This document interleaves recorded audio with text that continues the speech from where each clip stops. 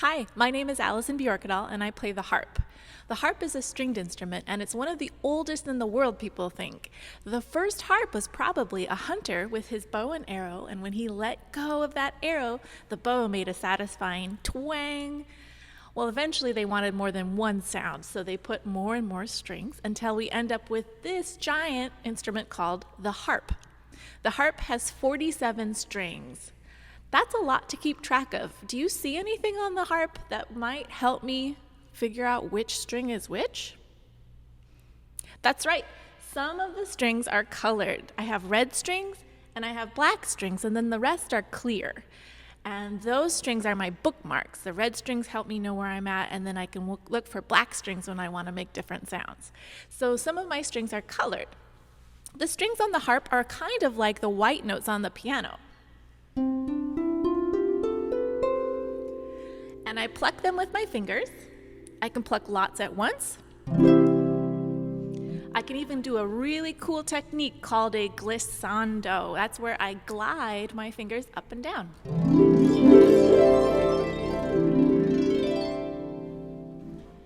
Now, if these strings are like the white notes on the piano keyboard, what is missing? Most keyboards have black notes as well. The harp can't have more strings. It's already almost so large I can't move it. So we couldn't make the harp bigger to have more strings. So they came up with a system of foot pedals that I move here with my feet. There's 7 pedals. I'm going to play a pedal, and then I'm going to play a string and move my pedal.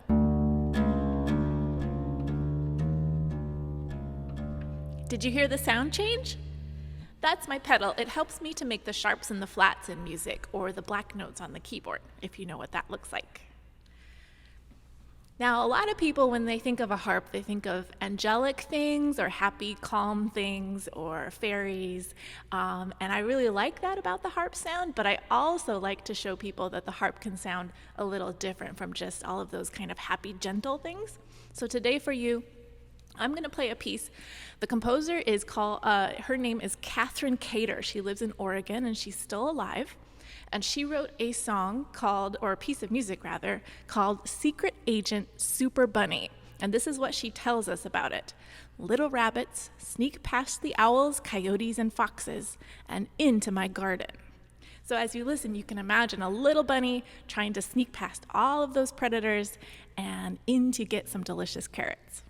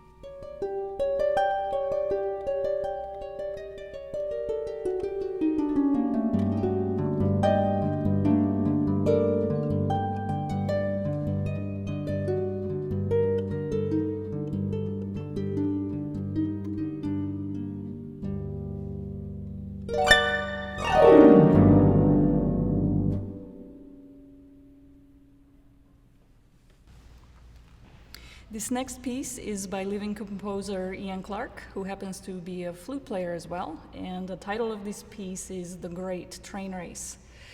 Its subtitle is The Flute Like You Don't Usually Hear It.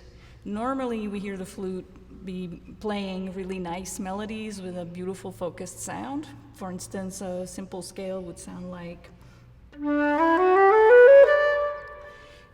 But this piece features the flute trying to sound like a train. Conceptually, the flute is a very simple instrument. It's a tube, and you have keys to close holes on the flute. The longer the flute or the tube is, the more keys you close, the lower the sound. So I just closed most of my keys, and then I opened it, and you could hear that the first sound was lower, the next sound was much higher. In this piece, the composer takes advantage of that, and he also asks that the player purposefully make sounds that we don't necessarily associate with the flute. One such effect is to purposefully not make a nice sound. For instance, is perhaps a nice sound, but he asks us to not even find the center of the sound, maybe to sound like a steam engine on a train. He also asks flute players to sing or at least hum along the melodies that they are playing. This might not sound very familiar, but it's often used in popular music and jazz. So I'm humming the melody of the Happy Birthday song along with the notes that I'm playing. So at some parts of this piece, I'll be doing that as well. And lastly, the composer also came up with or suggested different kinds of ways to finger notes on the flute so that we sound, again, a little bit more like a train. For instance, we forego, again, that nice focused sound for something like this.